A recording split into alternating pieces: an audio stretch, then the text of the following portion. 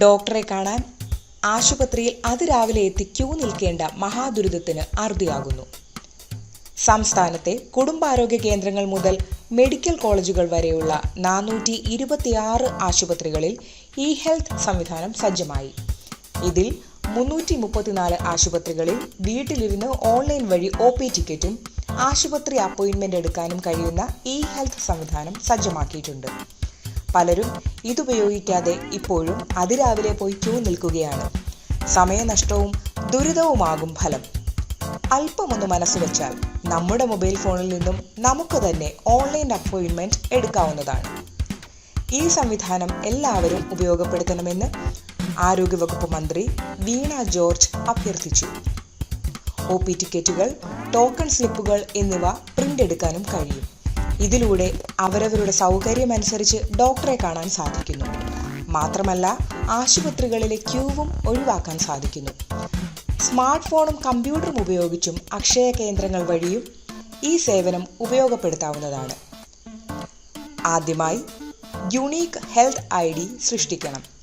E health വഴിയുള്ള സേവനങ്ങൾ ലഭിക്കുവാൻ ആദ്യമായി തിരിച്ചറിയൽ നമ്പർ അഥവാ UHID സൃഷ്ടിക്കണം. ഇതിനായി www.ehealth.kerala.gov.in എന്ന പോർട്ടലിൽ കയറി രജിസ്റ്റർ ലിങ്ക് ക്ലിക്ക് ചെയ്യണം.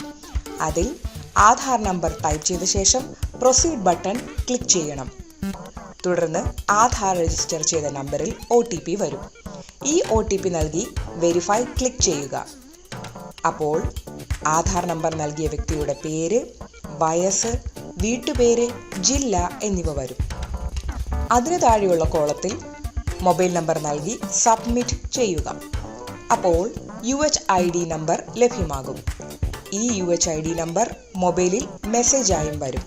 ഇത് സൂക്ഷിച്ചു വെക്കേണ്ടതാണ്. ഈ തിരിച്ചറിയൽ നമ്പർ ഉപയോഗിച്ച് ആശുപത്രിയിലേക്കുള്ള നിശ്ചിത തീയതിയിലേക്കും സമയത്തും അപ്പോയിന്റ്മെന്റ് എടുക്കാൻ സാധിക്കും. ആദ്യ തവണ UHID നമ്പർ തന്നെയാണ് പാസ്വേഡായി ഉപയോഗിക്കേണ്ടത്. എങ്ങനെ അപ്പോയിന്റ്മെന്റ് എടുക്കാം? ഇ ഹെൽത്ത് പോർട്ടലിന്റെ മുകൾ വശത്തുള്ള login for online appointment click ചെയ്യുക. മൊബൈലിൽ ലഭിച്ച UHID നമ്പർ ഐഡിയായും പാസ്വേഡുമായി ടൈപ്പ് ചെയ്ത് ലോഗിൻ ചെയ്യുക. അപ്പോൾ പുതിയ പാസ്വേഡ് നൽകണം. 8 അക്ഷരങ്ങളിൽ കൂടുതലുള്ള പാസ്വേഡാണ് നൽകേണ്ടത്. ഇംഗ്ലീഷിലെ ഒരു വലിയ അക്ഷരവും ചെറിയ അക്ഷരവും അടക്കവും സ്പെഷ്യൽ ക്യാരക്ടർ എന്നിവയും ഉണ്ടായിരിക്കണം.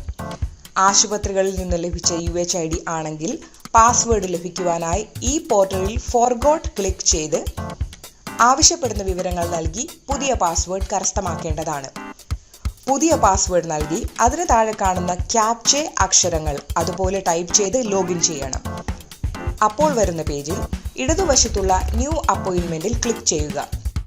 റെഫറൽ ആയാണോ നേരിട്ടാണോ ഡോക്ടറെ കാണുന്നത് എന്നും നൽകണം. മെഡിക്കൽ കോളേജുകളിൽ ഉൾപ്പെടെ വിവിധ OP ചികിത്സയ്ക്ക് റെഫറൽ ആവശ്യമാണ്.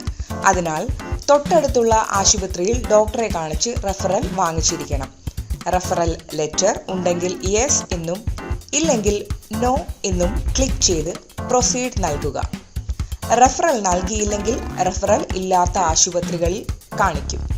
റെഫറൽ ഉണ്ടെങ്കിൽ ആ റെഫറൽ ലെറ്റർ ആശുപത്രിയിലെത്തുമ്പോൾ നൽകേണ്ടതാണ്.